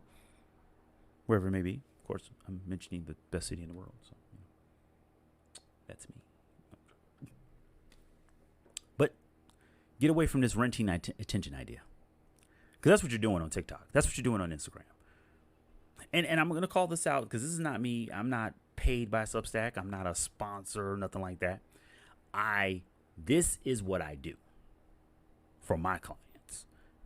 I identify what works, how it can be leveraged for them. And I know as a creator entrepreneur myself, other creator entrepreneurs who are not using this platform should be. And it might not be the one that you stop with. It might be the one that you start with, though. But there's other platforms. I'm not going to sugarcoat it. Of course, there are other platforms. I've mentioned Patreon multiple times. Patreon's been as big around. It is a different leverages, I would say, right? Different optimizations. Substack is leveraged and better for discovery, definitely, for SEO, immediately. It's not even a question. It's a way better discovery engine. You can't just discover people on Patreon. It's actually very hard to discover people on Patreon unless they're telling you about it. On Substack, it's literally built into search engine optimization. It's built into every search engine. You might find someone's Substack before you find their Instagram. I would not be shocked by that. Now, because of a couple changes in the recent year, Instagram and metadata has now been, or Meta's platform data has been indexed, or is now being indexed finally by Google. So it is pretty easy to find someone's Instagram or Facebook page. But that's if you're Googling them. Being honest with you. Substack, that Bing, Google, Yahoo, it's a search engine heaven. Let me tell you that right now. And you develop the content that's best for you. I mean, yeah, I guess you could do a podcast from Instagram. You could do a podcast from Facebook. You could do all that stuff. That's nice. That's great. Don't know who your subscribers are, which kind of defeats the purpose of the podcast. Oh, I have 80,000 followers. Okay. How many people actually listen to every episode? You have 80,000 followers. 5,000 people listen to your episode.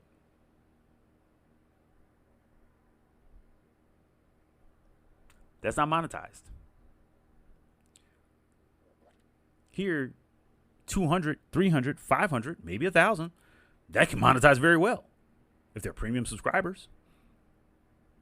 Or if you send out a product to them, or they join chats that are only for them every month. See how it works out? Way better tool. And I'm not going to get away from that. It's a way better tool. Okay, so I know we're going over here. And because I got a little bit more into the features than I wanted to, but that's okay. I decided to build out a little bit more on the features because I thought the features would be really cool to go over. But I want to make sure that you guys do not leave without this. So because you subscribed, right? Because you signed up for and registered for this event, everybody who registered, you're going to get this. I'm sending you this. This is kind of literally high-level plan. This is not, the only way you can grow on Substack. I'm not going to give you something like that. Or this is the plan I would do if I started Substack. No.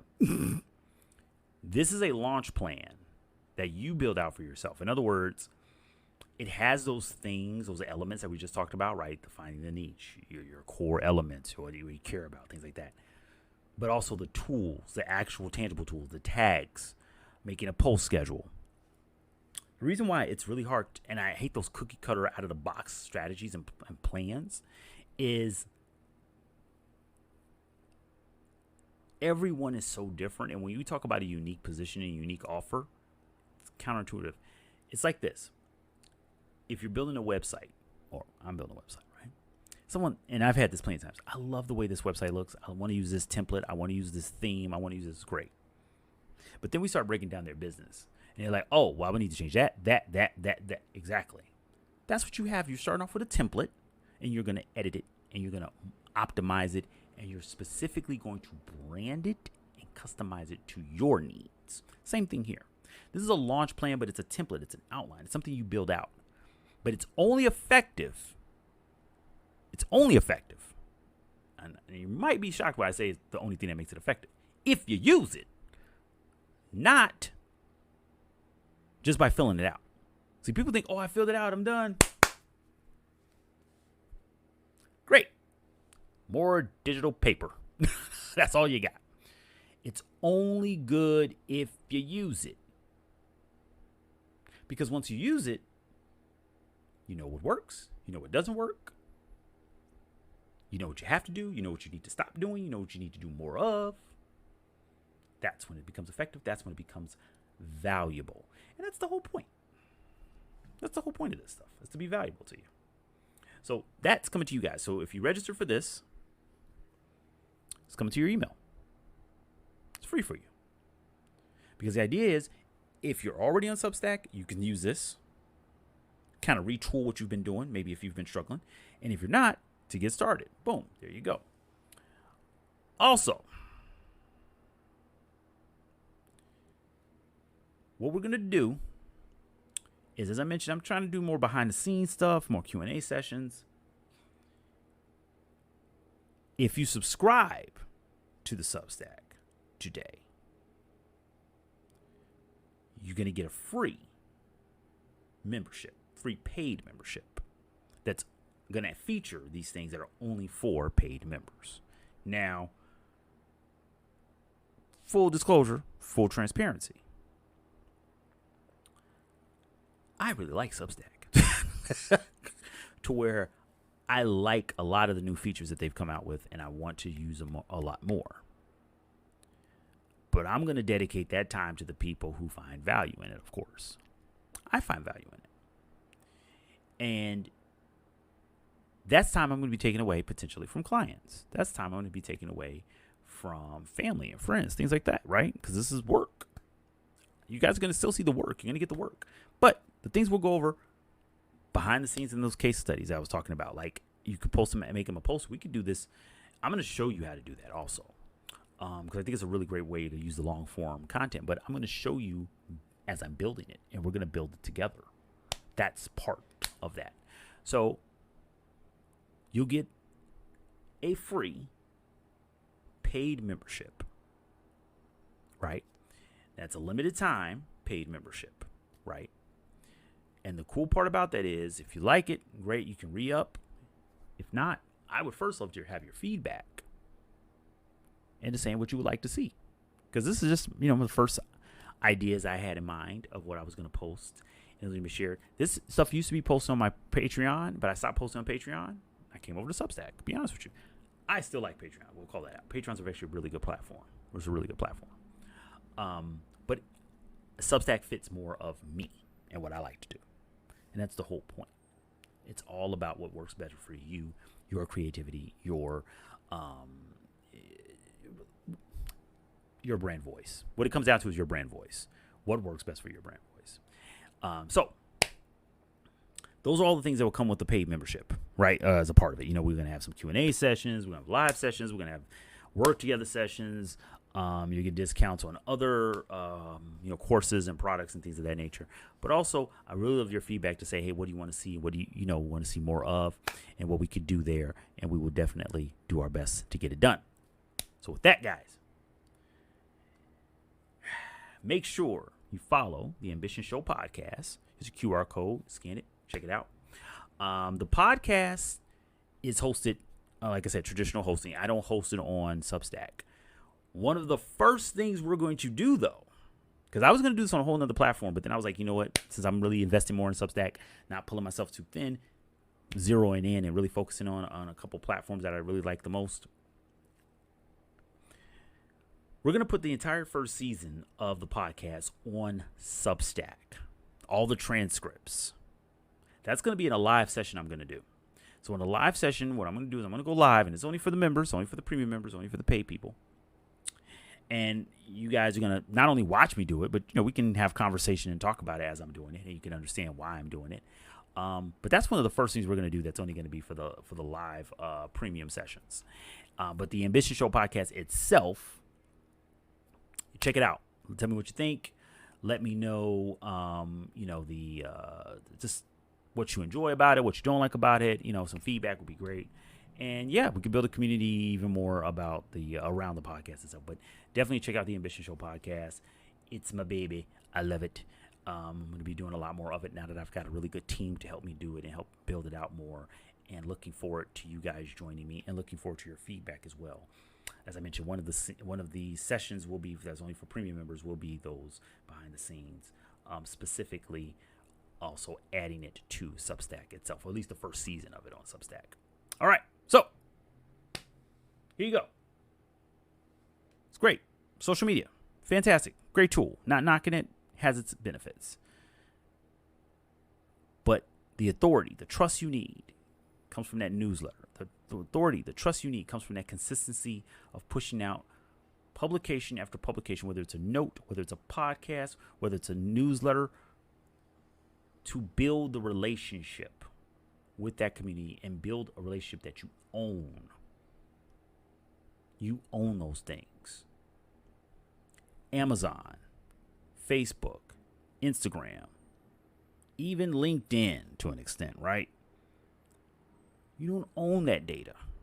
You don't own those relationships. That's very important to understand. Very important. Because if you don't own those relationships, that's like someone saying, hey, you can only be this person's friend because you're my friend. Right? And they can only see certain things when I want them to see certain things. Really? You don't really own that relationship. And it's crazy to even think about something like that, but that's actually how it really is. And you think you own your name. You think, well, tell that to everybody who gets kicked off of Instagram and they have to pay to get back on. And yes, there are people who have to pay to get back on. If you don't think that happens all the time, actually. You have to pay the platform. Oh, you want us to unblock you? Now, of course, that's not somebody who's completely violating policies and doing things illegal. I'm talking about people who just like, hey, you know what? We want to block this person. We don't want this person. It happens. It definitely does happen. So think about it to this perspective of you want to own your relationships. You want to own your name. You want to own your brand. Here's an opportunity. Hell, we didn't even get to it, but you could connect your domain to it if you want to. That's something in the workshop. And you know what? When we get in those Q&A sessions, I'm going to really build out what people will want to see in those workshops. Because I think it'd be really good to see. Besides what I've already done, and then the topics we've touched on here, what we want to build out the workshop. So I think that'd be really good. With that, thank you guys. Thank you so much for joining. For those who don't know, if you're not in Chicago, it's hot. It's super hot. The air quality is really bad, and I pray for anybody with family members and friends who may have been impacted and affected by those wildfires. The reason why the air quality is so bad in Chicago right now is because of wildfires that are up in Canada. But anybody who's affected and impacted even here in the States, praying for your family and your loved ones and, everything. Hopefully they're okay. Because this is nothing to play around with wildfire. No friends who've been affected and impacted by wildfires before, so it's nothing to play around with. But the air quality is really bad here. I was able to get this one out. I'm so proud we were able to get this done today because it was just rough, making sure family members are okay and everything. People not going outside. I mean, it's rough here in Chicago right now, at least with the air, and people got work to do, and it's hot, so it's humid. It's really tough. So if you guys are impacted by that, there, here, anywhere. And you still made it out today. First off, thank you for joining. Best to you and your loved ones. And for those, whether you're not impacted or not, or whatever you're going through, prayerfully everything works out for you. Listen, it takes a lot of heart to be an entrepreneur. It takes a lot of courage to be an entrepreneur. It takes a lot of courage, hell, just to get through a day sometimes, right? For sometimes, but I know what it's like. Whether you're doing a full-time job, and that could be a full-time job working for somebody. That could be a full-time job just being a parent. The job that never stops. I understand. And that's why I do what I do, and I do what I love. As I always tell people, I do what I love. And that's helping other entrepreneurs find their opportunities, find their voices so they can monetize, they can build out lifestyles that work for them based on their creativity, based on what they love to do. Owning a cafe, owning a bar, nightclub, a pizzeria, being a plumber, being a painter, model, singer, whatever it is. I focus on entrepreneurs and small business owners because I am one. It is not a profession. It's a lifestyle. So I understand. Thank you for taking the time to be here.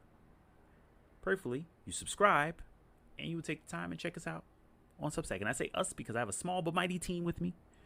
I have an awesome virtual assistant. She's a parent. She's a hard worker, great researcher, great analyst. Work with 2 great graphic designers.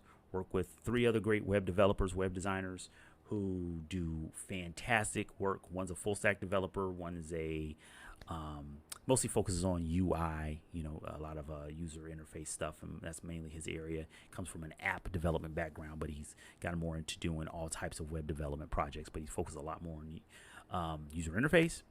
And then I have another who's full stack, but he loves the nuts and bolts of everything more. So he prefers to get back into the back end. He doesn't want to cover too much of the aesthetics, stuff like that. That's what I like to do.